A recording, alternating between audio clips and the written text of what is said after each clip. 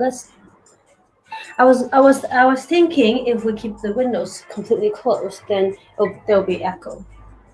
Oh, yeah, I didn't look at that. But then, I don't know if you can hear the noise. Yeah. Because that's quite possible there'll be echo. Because there's no furniture here. Hello. Do you want to use my phone, and then we can log in and see the live on my phone? It'll take a couple minutes for people to start coming in. So.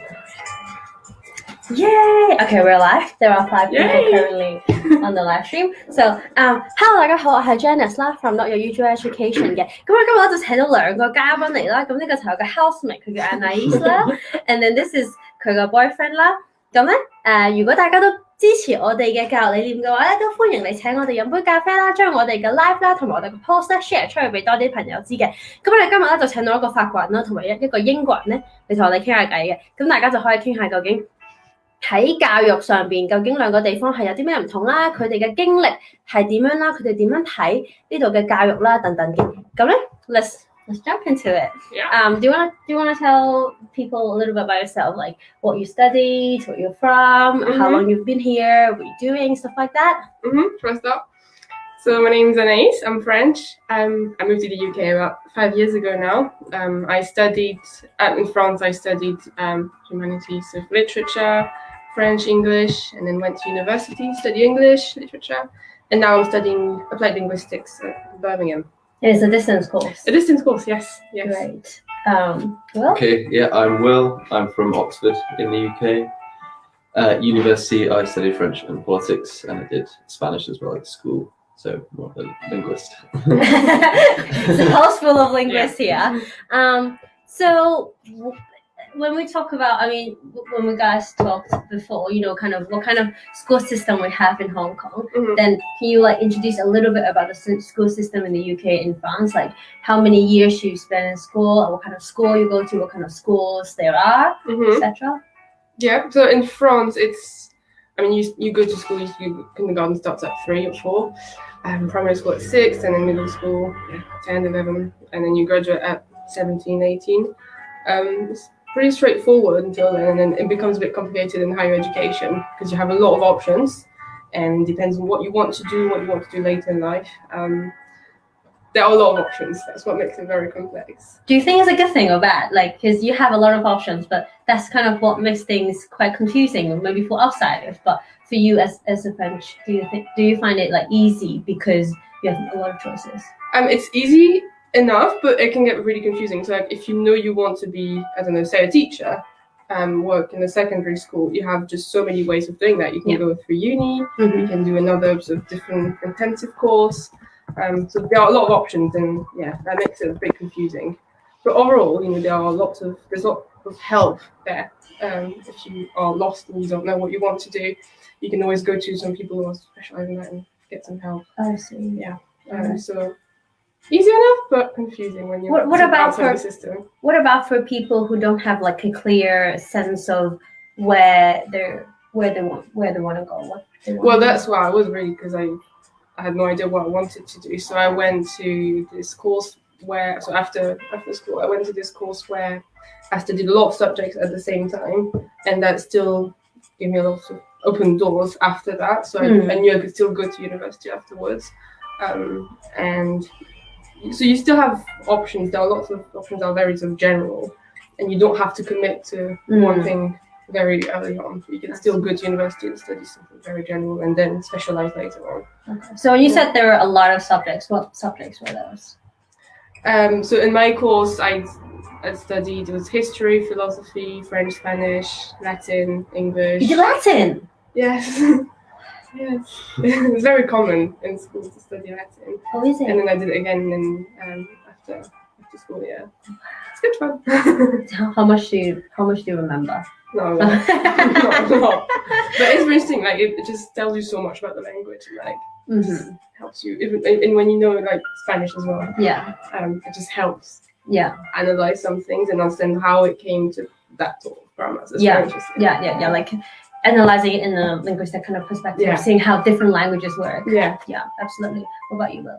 So the UK school system is it's compulsory between the ages of 4 and 16, Mm. and then you have an option of either staying on for A levels, continuing to study, or doing something like vocational, like an apprenticeship, like learning, for example, to how to become an electrician, something like that, being more of practical professions. And everyone has to do English, maths, and sciences at GCSEs, which is taken when you're 16, and also some like optional subjects that you make the year before. So, for example, I chose Spanish. Not everyone did Spanish. French as well, because that was compulsory at my school, but it's not. For everyone at your school? Yeah, everyone at my school had to do at least one language. Okay. GCSE, which was French. Mhm. That may have changed now, but then when you go to A level, it's different to France. I understand, like in the back as well, the back a little bit. You kind of choose 5 subjects, but usually 4, even 3. Mm. So I chose French, Spanish, and government and politics for my A level, which also kind of determines your university application process and the topics that you can study at the university. So you did French in uni. Is it a prerequisite for you to take French at A levels? Yeah. I see. There are some languages at universities, like the less common languages. Like a friend of mine studied Italian, and that was at ab initio. So like there are some cases when you can learn from scratch, but I think in general, yeah, you've got to have some pre-level of language. Did you guys go to private school or public schools? I went to a private school. Yeah. Was it the same case with your brothers? Yes, I basically went to private school because my brothers and my whole family went to private schools. Okay. It's more of a family thing. And my parents knew the school there was good.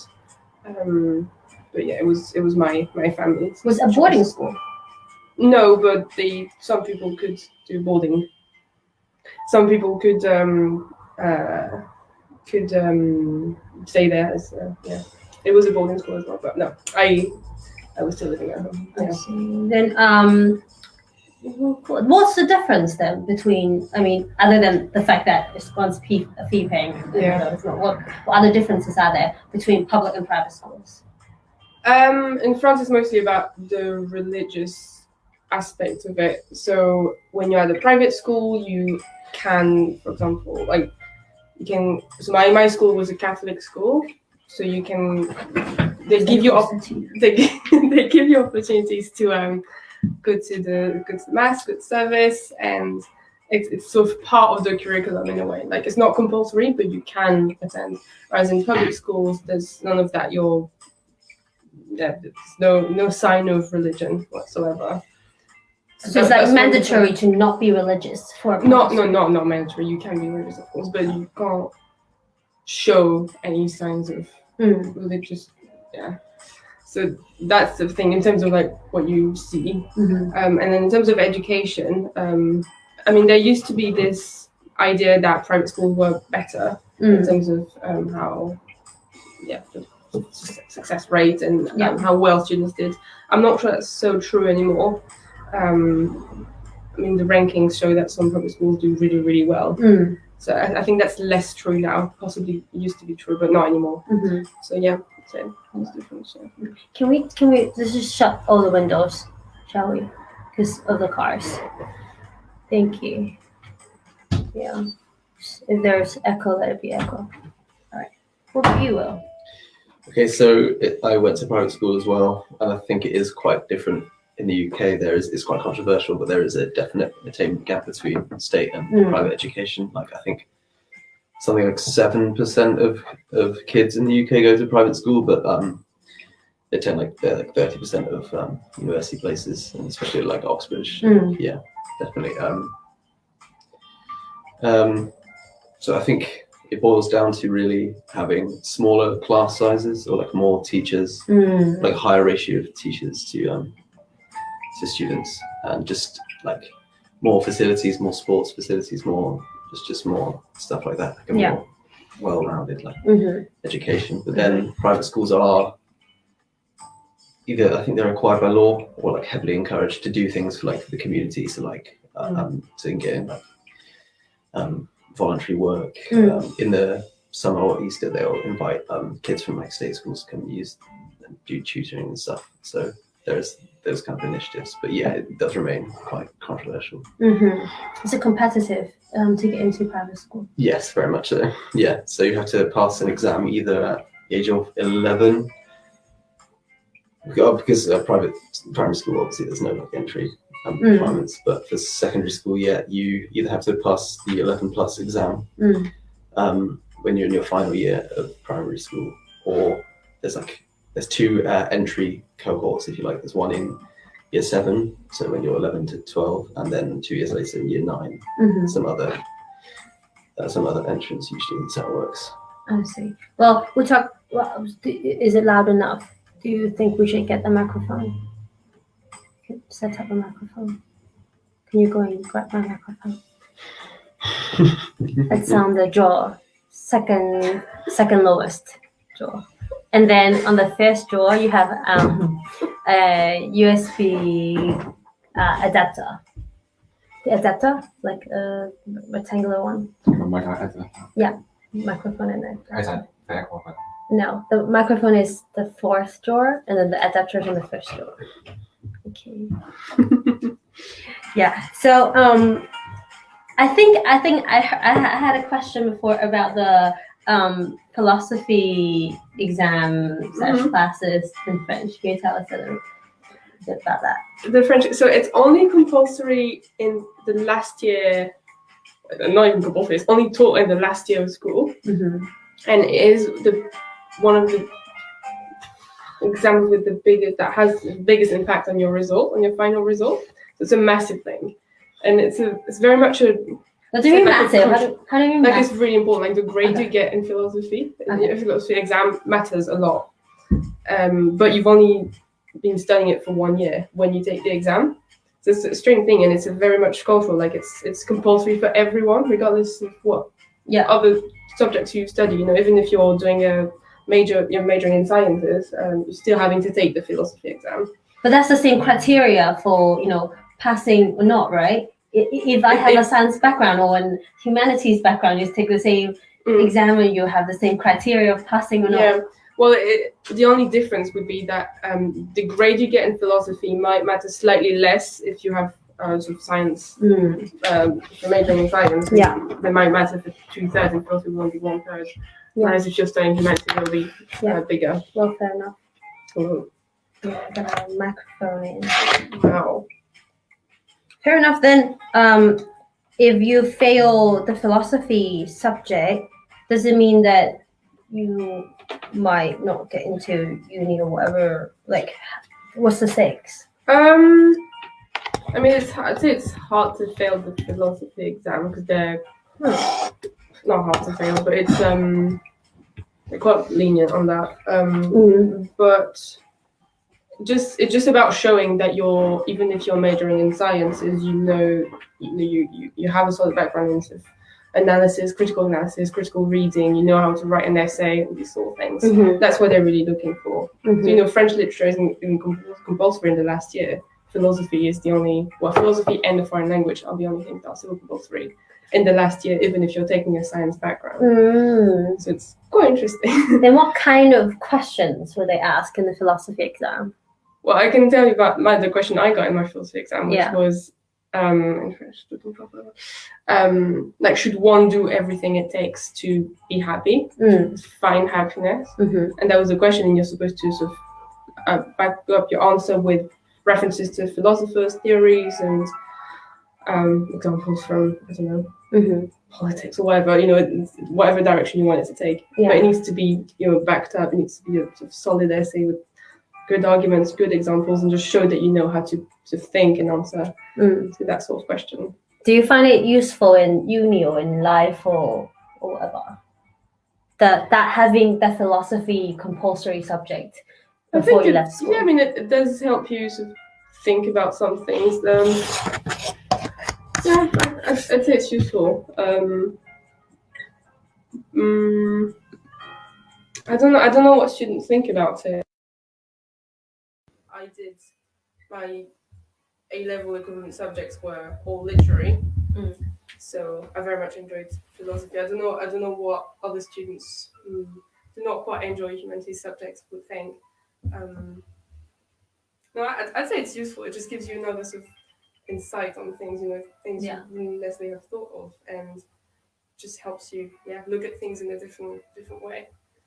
And it's quite a lot of hours as well in terms of, as part of the timetable. It's quite a lot of hours. What are the lessons like? Then what do you do in the lessons? I mean, with my teacher, for example, either we'd read a text from a philosopher and try and sort of analyze it, see what sort of references to other theories there were, see what traditions he's building his idea or her idea on, and then trying to see what sort of impact this might have had on later work or on politics, on culture, on pretty much anything, and see what these sort of things actually mean and how we can use that to analyze what we know about the world, or about what's currently happening in the world. So it's that sort of thing. Or sometimes it'll just be, I don't know, a topic, and then sort of discussing it and say, okay, what do we know about this? How can we analyze it, and what do we think about it? When I generalize, say perhaps Asian or in the Hong Kong context, I would say a lot of students are probably uncomfortable with having a subject like that because we're so used to like having exam like a marking scheme where we know we're right or not. Like we're in that mindset where we want to make sure we are right. And if we're not, we'll go back to the marking scheme and make sure we get that right. So that kind of mindset of right and wrong is pretty strong, I'd say, in the Hong Kong context, or in perhaps an Asian context, where you go in and you would have to do what your teacher tells you to do, and that's what is considered a good student. Yeah, that's so interesting. What is considered a good student in when you're growing up? So we don't have philosophy so much in the UK, but like I think it would, that kind of the idea of like you said, the critical skills that will come into other subjects, like I did like politics or history or religious studies is another big one that would consider those similar kind of questions. So, but it's a less emphasis on just ticking the boxes, just getting it right. Like I think they do want you to more show that kind of independent thinking in a way. But to be a good student in the UK, it's a lot. It's quite a wide question. I suppose there isn't a single answer because, comparatively speaking, like they give you quite a lot of choice. So as I said, like in A levels, like there's no like one subject that everyone does. You can like I didn't do any maths after the age of 16, 2014, just stopped. I would love that. Yeah. No, but like it just allows you to specialize more, and that will be more. That will determine like your choice of university or course. Definitely. So to be a good student is not really. There's so many different types of good student, I suppose. Like in the Hong Kong context, I say from when I was growing up, or now I have teacher friends, the common meaning of definition of a good student would be like you like behave, you do what you're asked to do, and like you don't do anything out of line, and you respect your teachers and you listen to them and you hand in everything on time, and you in a lot of classrooms, if students challenge their teachers as in say bring in another perspective or disagree with the teacher on styles or or the content itself, those students might be considered like the bad students and be labeled and like. That's very interesting. I think in France it's not so much about challenging the teacher, but it's about challenging the content, like what you're saying. It's about trying to question everything and say, for example, history lessons, you're taught something, why you taught that, why you're not taught certain other things. That was a big debate in France. So, within students. Yeah, I mean, I think it arose from students back then, and something we're taught today. But just take the example of philosophy again. It's about questioning everything and saying, okay, why am I being asked this question, and why would the exam board choose that, and why? What am I asked for? What am I supposed to do? Okay, what do they want me to do here? Yeah. And it's about, and the teacher then is just about sort of guiding the students towards an answer that will make sense, if that's coherent, and that is well written, and that is understandable, etc. Then if we walk out of the philosophy context, I mean, coming back to say generally in school, then that kind of questioning or criticism, is that encouraged, or is that what do people see? Like, do they suppress it, or? It's encouraged in most subjects, I would say. I mean, subjects like math. I didn't study science at a very high level. I stopped that right after GCSE, so I can't really say that.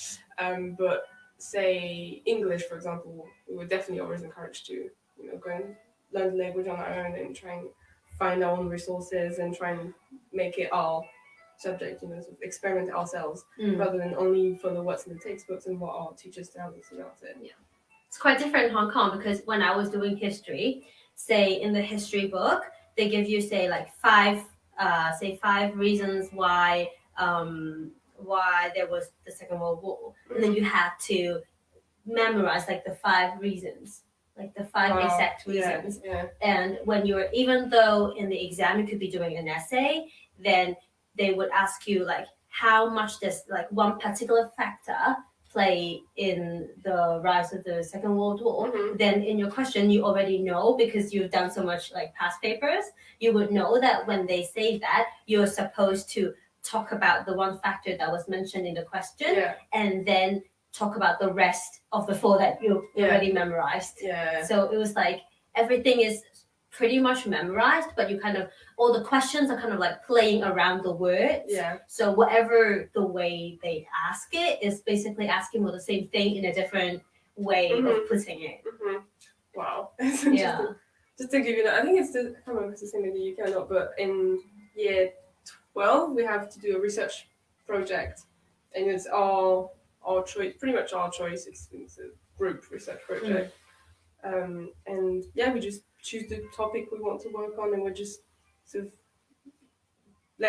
we have to do it on our own, and it is teacher supervised, but they're taking a very sort of small role there, and it's all about us finding the resources and putting it all together in one project and presenting it. You have to do a presentation, you have to present it in a certain way, so that again shows how we're really supposed to do it all. There's a lot of it's really up to us quite a lot of the time. We have a bit of an extreme here. Then what about in the UK? Like, how much do you feel like you're free to explore within your subject, or you have to stick to a certain, marking or whatever?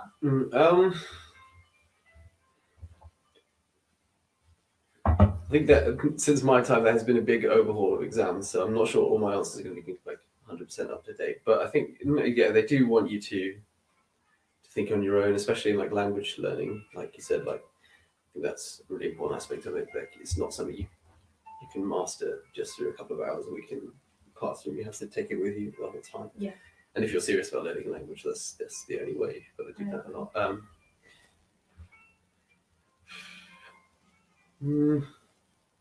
And I think they do like you to engage critically. Like, it's not about challenging the teacher. I mean, obviously there are instances of it that's not appropriate, but like, I think having that open mind, having that that questioning mindset is good and encouraged. I think it just shows you like how you need to show that you know how to think rather than just what to think. I feel like in Hong Kong we're in a spot where theoretically you're encouraged to think outside the box, but realistically they want you to have critical thinking within the box. So they don't want you to go too far out there, but they want to see that you've been engaging and kind of trying to think critically, but with within limits.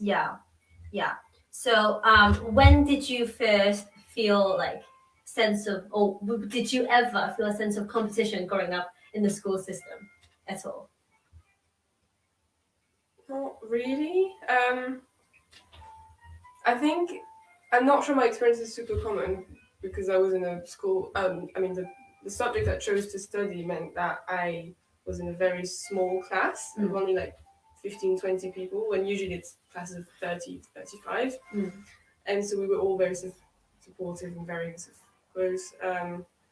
So there wasn't a lot of competition. And even then, we don't, there's no really ranking system there is a ranking system between schools, but when you're in the school once you're in the school anyway, it doesn't really matter. You just have to pass your exam and do as well as you can. Yeah. And then that will define how you do at university, where you can go to university.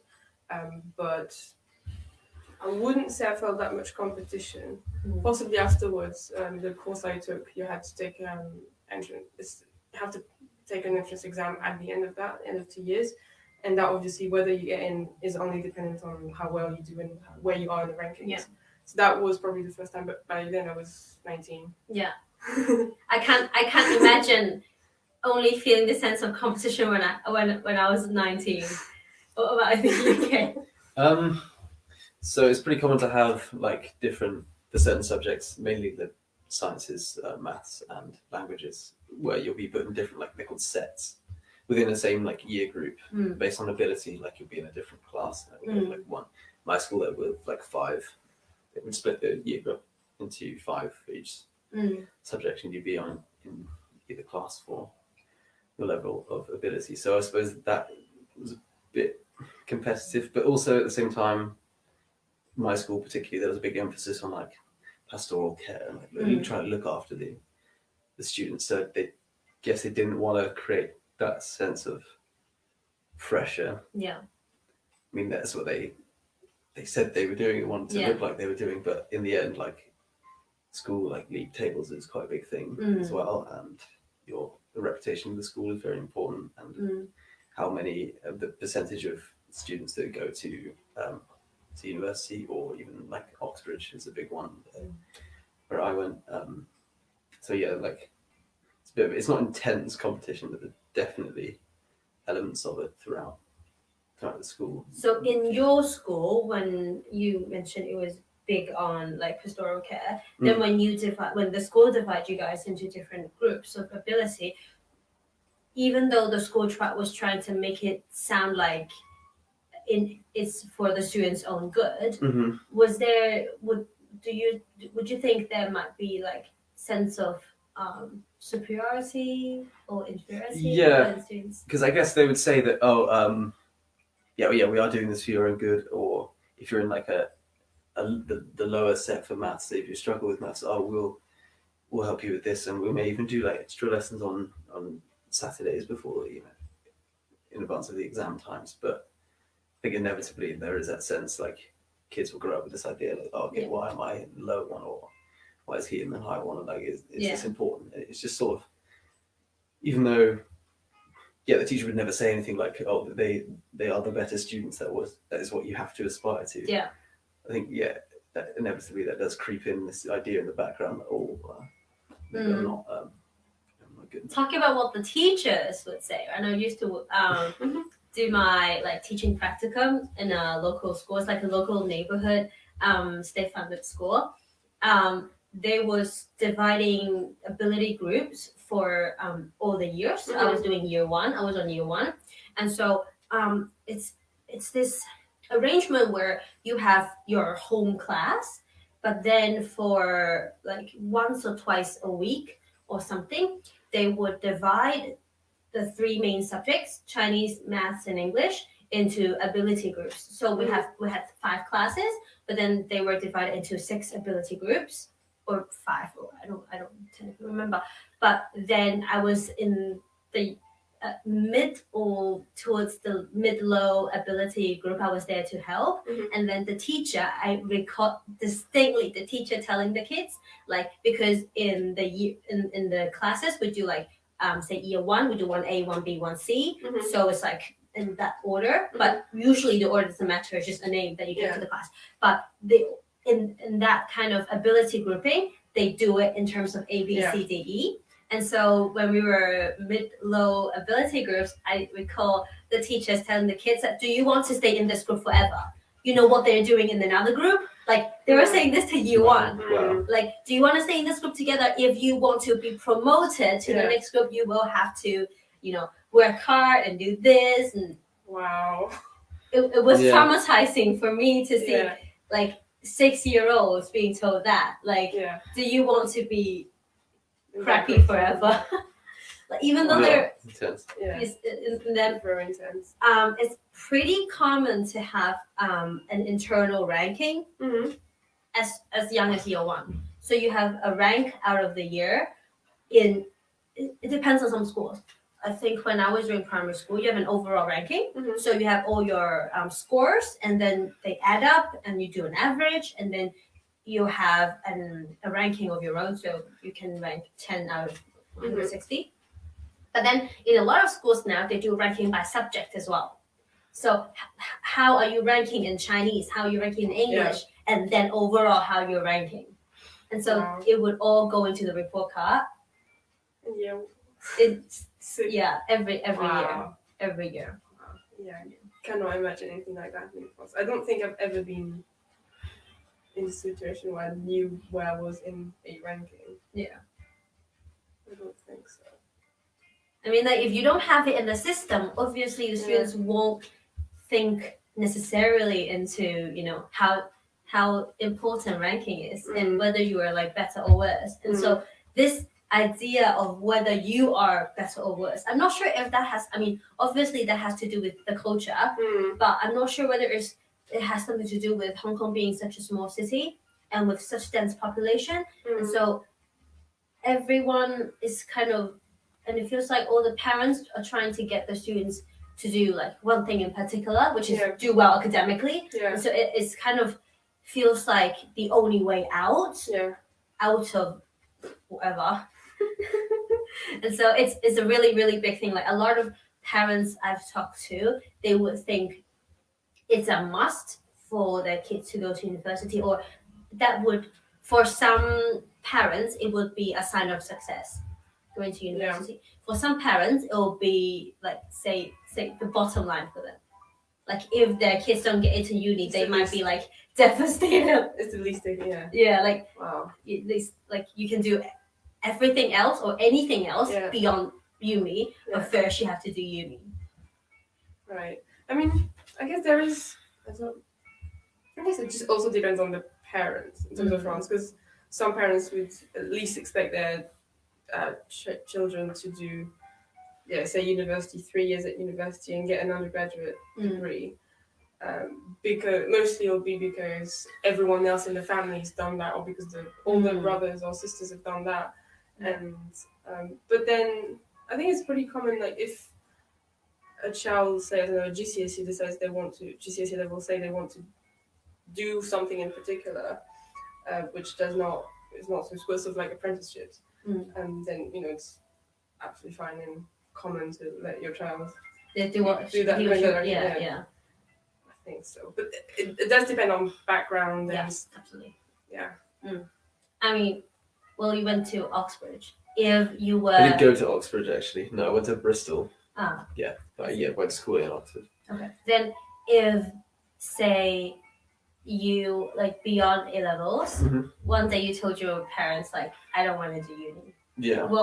How would they react? I suppose that probably wouldn't be ideal because like you have the chance before that, like A levels isn't the only option. Like you do have other options to do, like 2 years training course to join some profession, like I mentioned earlier, like some sort of engineering or electrician or plumbing or something, So like that decision is more likely to be made earlier. You have the opportunity to make that decision a lot earlier.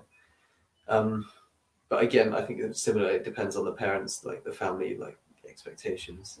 But I think over the last 20 years or so, the old Prime Minister Tony Blair made it like a policy decision that like 50% of young people leaving school will go to university. Just set 50%, and that seems to be seen as a bad move these days because it's just kind of, it's almost like devalued going to university. Just like one in two people do it. So and I think now you've got a lot of people who go to uni that's not necessarily what the best thing is for them, or Yeah.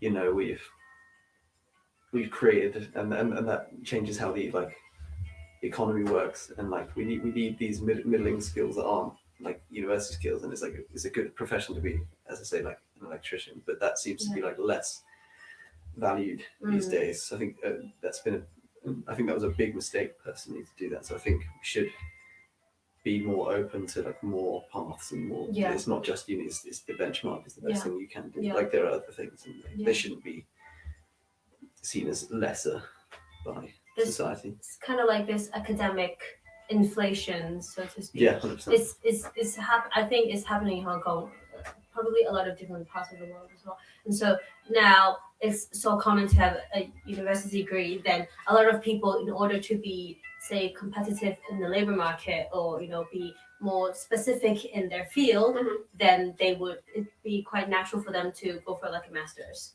So if you are doing something like more specific, then it's quite common to do a master's. It's quite common to do a master's, yeah, I'd say. Like some of my friends are doing masters, say a year after graduation or straight after graduation. Yeah, I think it's also really common to do a master's. I don't know of many people who haven't done a master's, to be honest. Really? No, but then university is different in France, because it doesn't have this prestige in a way. Like it's more of a default choice, which not necessarily default, because some people go because they know they want to study that subject in particular. Yeah. Which is fine. But it's more that there are other options which tend to be seen as more prestigious. Like for example, if you want to do an engineering school, there's another path, and for these people, university is not the best choice in the way that it's not the most prestigious choice. So it is slightly different, I would say. It's hard to compare the university system in France and in the UK, from what I know, just because of that. And also, university is almost free in France, which is why it's easy to go to. It's very easy to just do 6 months and then realize it's just not right for you and just quit. drop off it. Yeah. I can't imagine if I say to my mom, like, I want to be, say, a chef or an electrician, or I want to drop out after 6 months in university. I think my mom would definitely kill me, like chop me into like a million pieces, like feed me to the sharks. My mom and I got into a pretty big fight because in end of year 9 we get to like choose a few subjects like electives, because in the system now we don't do like GCSE and then A levels. We do like one big thing at the end of year 12, and so by the end of year 9 you have to choose. So there are a few compulsory subjects: Chinese, English, maths, and liberal studies. Liberal studies kind of like liberal arts, a bit of sociology and like a little bit of everything in there. And then you get to choose either 2 or 3 electives. The most common ones are the academic ones, like science, biology, blah, blah, blah, and geography. You can do religious studies, and there are more technical ones as well. But that would certainly play a role in what you do after, say, like your interest and what you do after high school. So there are also stuff like art. There are also stuff like European languages as well. But say if you want to go into like medicine, then obviously you might have to do some science. So by year 9 you have to make those choices. And then my mom, I wanted to do history and geography because I'm like a very humanities person. And like my mom and I got into like a really big fight because she really wanted me to do economics. And so I was like, and then I did. Well, you could do 2 or 3 electives. So at first I did 3, including, so that was history, geography, and economics. And then after a year, I decided I would drop it because so how the university entrance work is that they look at your scores. So if you take 2 elective subjects, that's compulsory. But then the third one is like an add-on. Then if you do well on all 3 electives, then good for you. But if you do well in 2 and you not do so well in 1, then they will only take into account the best 2. Right. Yeah. And so in a way, I was thinking then I'm not a big fan of economics. I mean, it's good to learn some theories, but I'm not a big fan of going to an examination about economics, and then if I were to divide my time into studying, then obviously you will have less time studying each subject if you have 3 electives on top of the 4 compulsory ones. Yeah. So in the end, I dropped economics, Right. and then my mom was like super pissed about it because she wanted me to like have wider choices, and so I was telling her like I'm not a big fan of economics, and like I hate numbers to start off with. So, like I did everything I could to do the compulsory maths. Yeah. And so I think we cried the entire night because she really wanted me to take it, and then I really wanted to drop it. Yeah. And so in the end, obviously I dropped it because I mean I could have sent in the application anyways. but yeah. That's very interesting. How much do you think? What do you think your parents' expectations on you are?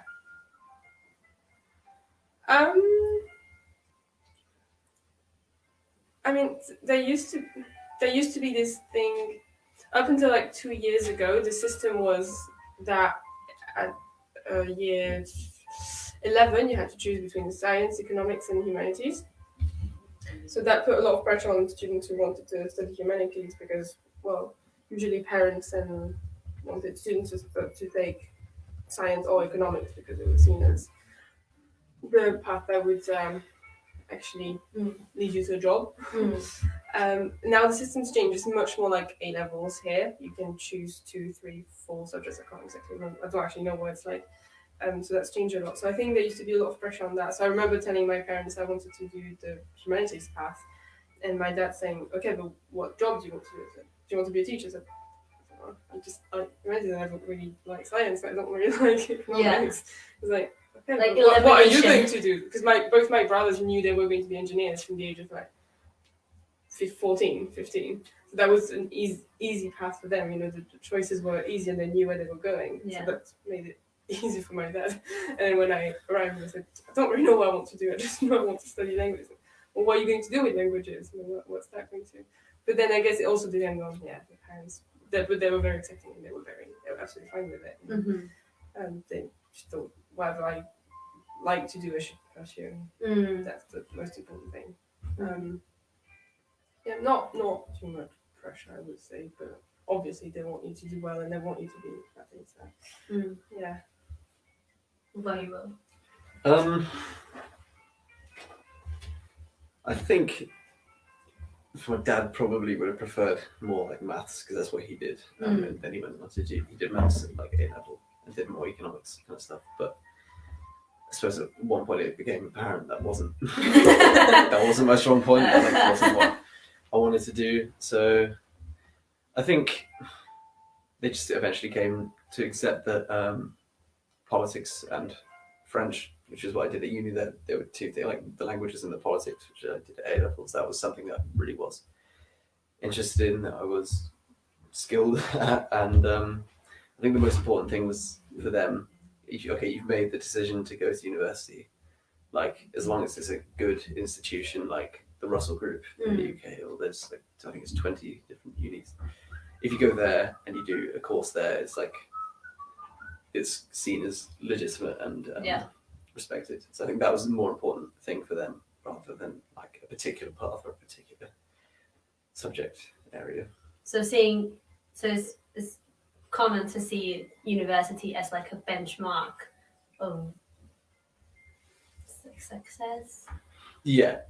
I think it's less the subject. Like, as long as you go to one of these good unis, it doesn't matter so much like what your subject is. Like, that will be respected by employers. I mean, obviously there are certain career paths that are shut off to you if you don't do certain things. Like, But I think you have a kind of broad range if you stick to those good respected institutions. Well, is it common for parents, I mean, in your country to pay for university tuition? It is. Yes. Is it? Well, From my knowledge, it's not the case in the Again, UK. in universities in France is quite cheap. Oh, okay. So I think the question is big. Okay. Yeah, like So like everyone hears this £9,000 figure, which obviously is a lot, but like it's not upfront. It's not paid upfront. It's kind of like it's deducted from your salary when you start earning, and if you don't pay it off within like 20 years, 20, 30 years, it's cancelled anyway. So, but it won't be the parents who pay for that directly. Like you'll take a loan out, and that will. So the usual case is taking a loan out. Yeah, and you also get like a maintenance loan, which is more like your day-to-day living, rent and stuff, and that will be bigger or larger depending on your family circumstances. But I mean, a lot of people, I mean, obviously it varies, but a lot of people I knew and a lot of people at uni would, at the same time, in addition to those things, would like have a conversation with their parents and say like, what, like, can you offer me anything more, like, you know, within reason, like you would come to your own agreement, and it depends very much on the family and the family's finances. Really. Yeah. Well, it's not a problem in France. I mean, so tuition fee is not really an issue. It's very cheap. The problem is, rent and so food and all that. So for some, again, depends on parents, the circumstances and the income. For some students have to work on top of studying to afford that. And it's a big problem. It's not just in France. So again, it depends on background. I would say I feel like quite common, but I feel like in Hong Kong, I took a loan out, and there are loans and grants available. I feel like for families, obviously, who can't afford it, like home fees for uni in Hong Kong is around £4,000 a year. Okay. So that's pretty cheap because that's partly state funded, and so I mean, if you're doing it in a private uni or private like course that's not funded by state, then it will be like at least twice. Right. £4,000 a year for 4 years, and then I took a loan out for people who obviously can't afford it, and they would take a loan or grant. But I think for people that I know, for my friends, as long as their parents could afford it, they would initiate. I mean, I'm not sure whether there's a talk involved or whatever, but it's pretty common in that situation for parents to help out financially in the tuition. I think the only time I can think of students having to take loans is for business schools in France, which tend to be the price of UK universities here, but it's not a majority. Business schools are the most expensive. Again, some are public, some are private. So it's the same. Same thing. One thing I was thinking though, could it be because in Asia, Chinese kind of culture, then parents might. I'm not sure how true this is. You would comment. I feel like it's because it's so common for parents to feel like, oh, it doesn't matter because when we work, we're talking about this the other day, right? When we work, we might pay our parents, so they might be expecting something in return. I mean, not like directly, but I mean deep down, they might subconsciously be thinking like, okay, I will, we'll sacrifice financially, and later on we'll, you will help us out when we need it, or something like that. It could be possible. So we can talk a little bit about that. Do you guys pay? Oh, May is finally, my partner's finally here. So do you guys give like pocket money to your parents since you started working? No, it's not common at all. No. Parents be like, what? I don't think I've ever heard of anyone do that in France or UK. No one. No. Hong Kong parents be like, you disrespectful children. No, I can't even think of anything equivalent. No. I mean, your parents will give you pocket money when you're young. When you're young, when you can't work. But when you start working. When did your parents stop giving you pocket money? Probably when I went to university. the same for you. I think it can- Yeah, but When then I I start suppose earning money, don't know. like pocket money started turning into Rent. helping me out so I can survive. Mommy. Need to go out tonight. Yeah. No, that is like I think we discussed the other day. That is just such a vast cultural difference. That Yeah. there's Yeah. just That's no different. equivalence Yeah. whatsoever. No. I mean, there is. I mean, for most people, it will be kind of made as a kind of joke, but they're like, "Oh, you will look after me like when I'm old and retired. Like, Yeah. you won't just stick me in some retirement home." Yeah, So yeah. I guess there's yeah. I guess you should. Yeah, you should look after elderly people, especially like your own parents. But like, I don't think there's quite that same direct kind of. Definitely not financially. No. Yeah. So like, say if your parents were ever in need, say in terms of health or financially, then what's the mentality? Like obviously, if they need it and they don't have it, maybe you guys would help. But is the mentality like they were for them? They wouldn't expect it in the first place. They would be expecting themselves to be able financially to support themselves. Like, Yeah, I think so. And then obviously if they are in need, then the children can help. But in the first instance, yeah, they would be expected to pay for it themselves. yeah. Definitely. Yes, I don't know if it's the case in Hong Kong, but like, it's quite important to consider that like previous generations are generally like a lot better off and have been able to like get on the property ladder and get houses and stuff. And just economic conditions seem to be a bit better for them. So like, I think that does change the way in which it would work. It would make sense if you're like not earning anything like your parents or anybody. Like I suppose it's less financial. It's more kind of practical help. Like even I've done it basically during this crisis. Like my grandmother had to stay at home a lot.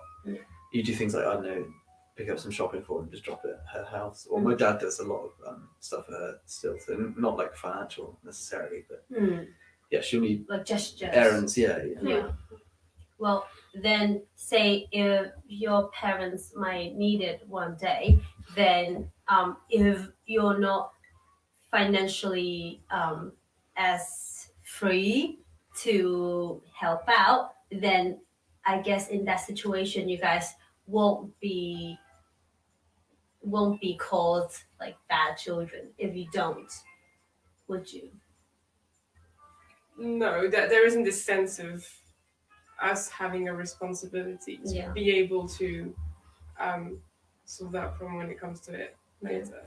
But then there's obviously, if they needed, then you could move back and bring help them to some practical help and and we would sort of try and work together and try and find solutions. But there wouldn't be this guilt. Yeah. In Hong Kong, definitely. Yeah. Definitely. Like, say if one day my parents ever need it, and say if I'm not financially in a good enough to provide for them, then they, or say your distant aunts and uncles would like start giving their opinion on it and say you're disrespectful, you don't have any like filial piety. And so like I mean it hasn't happened yet, I hope it won't, but I mean I would assume like this, I would imagine that, I mean it's that to happen. You won't, right? Not to the same extent. Definitely, Yeah. No, you might feel guilty, but not in the same way. Yeah. I think it's very different, and there would always be this thing of, we'll try and find a solution together. Absolutely. It's a massive difference. Yeah, it's a massive difference. Yeah. Well, but then it's in Hong Kong. If you decide to go to uni, then it's pretty common to stay at home as well, to not stay in the uni hall because it's which is so tiny. Because it's tiny, you have to come and try the polluted air. She's working the your tourist asthma, spot. it's like a whole box of your asthma med, like every second asthma. So let's see.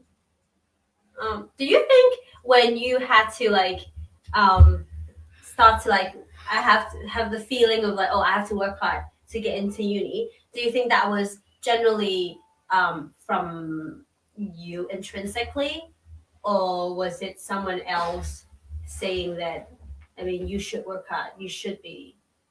Where does that kind of motivation comes from?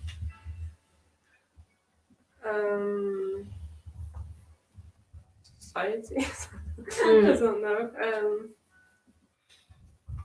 For me, it was definitely the school, but again, that's a very particular circumstance because, as I mentioned earlier, it's quite like a high ratio of teachers to kids, and there was quite a lot of direction. I suppose at that school, they were, it was more expected to go to university at that. So it's not the same everywhere, but that was basically the only option. From the overwhelming majority of people who studied there. Yeah. So like it was just so much a part of everything you did. Yeah. At least from GCSE kind of A this idea that was the ultimate goal. That was the ultimate direct. Like they would make things like they've changed it now. So there used to be AS levels, which was like a lesser qualification, and then you could continue and get the A level, but you could drop and just get this thing called an AS level. And after that, so that was in your penultimate year. And after the exam week there, instead of just like that being the end of the school year, you'd stay a bit longer and do they would talk you through university applications and writing your personal statement, and they would make a real allowances for you to go to visit universities open days. Yeah, that was a very big thing because you can read the website, you can read all their rankings and the programs they do and this and that, but like it's not the same as actually going there and seeing the buildings and just getting that sense of a place because you have to make a decision at some point. So I was looking up some schools, and in the UK for say secondary school, it's quite common to show a percentage of say the rate of getting to university, getting to a particular university, or A-level results kind of rate, like how many percent of students would get say an A or A star or something, and like this would blow your mind. Yeah. But say because we have like elite secondary schools in Hong Kong, and then we have elite primary schools in Hong Kong. I mean, it's not like the definition of elite is kind of like just is pretty subjective. It's just what everybody says. Yeah. I mean, there's a ranking for secondary school, but for primary school there isn't a ranking. Yeah. And so then there's this notion of elite schools, and then recently there's been this notion of elite kindergartens. Yeah. And so the secondary schools might produce like a table charting how many students go into which universities. Yeah. And then primary schools would then show a chart showing how many students go into which secondary schools. Yeah. And then for kindergartens, they have a chart saying, I mean, not all of them, obviously, but like private elite ones, they have a chart saying, okay, in this cohort of 500 kids, like how many go to this primary school and how many go to another primary school. They have all the percentage there, and how many say go abroad. And they have it. It's crazy. My partner is saying even nursery, elite nursery. Yeah, no, that's definitely very different. It's ridiculous, isn't it? I mean, we do have league tables, and that people are starting to push against that because they say that we put too much importance on those league tables. But like the idea of doing it at primary school or even younger, that's very different. We have this very expensive nursery / kindergarten in Hong Kong, and it's very exclusive. Yeah. And so, and on some like articles, the media have called it the Harvard in kindergartens in Hong Kong. So. Wow. Yeah, I suppose.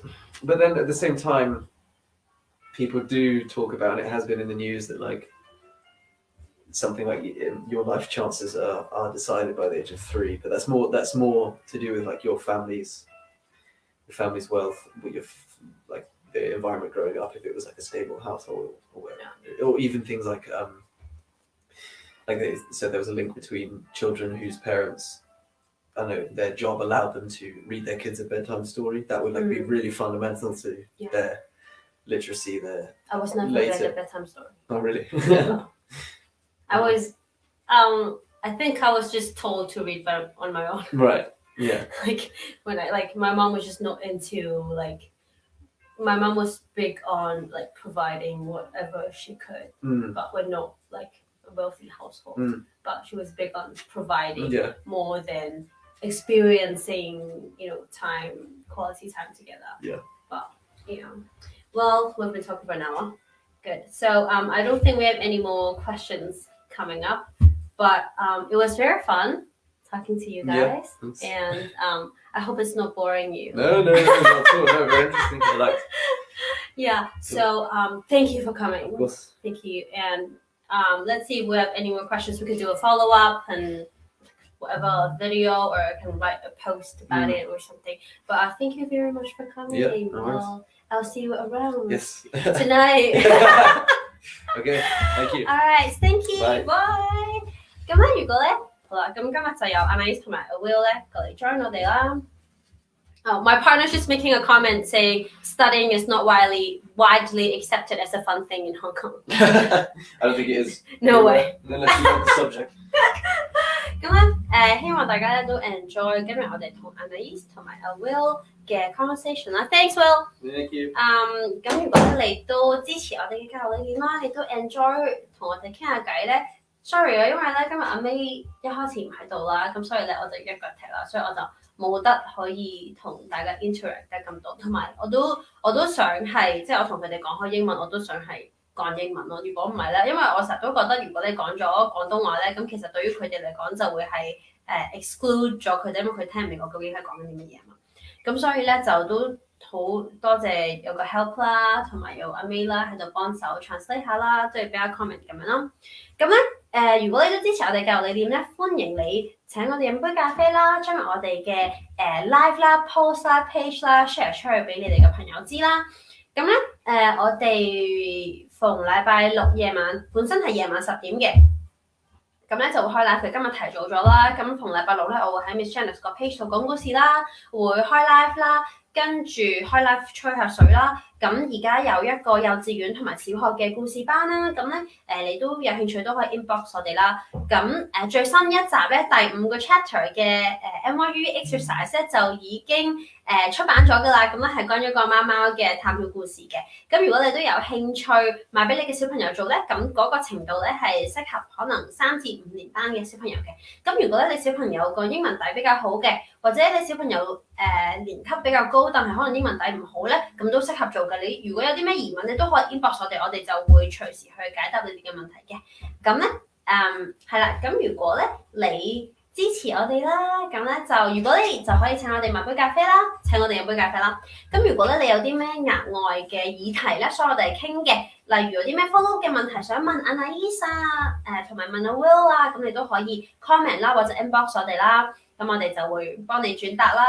咁另外有啲咩其他議題咧，想我哋喺 live 嗰度講嘅話咧，都可以 anytime inbox 我哋留言，咁我哋可以即係一齊去探討下，一齊傾下偈，吹下水，講下教育議題嘅啫。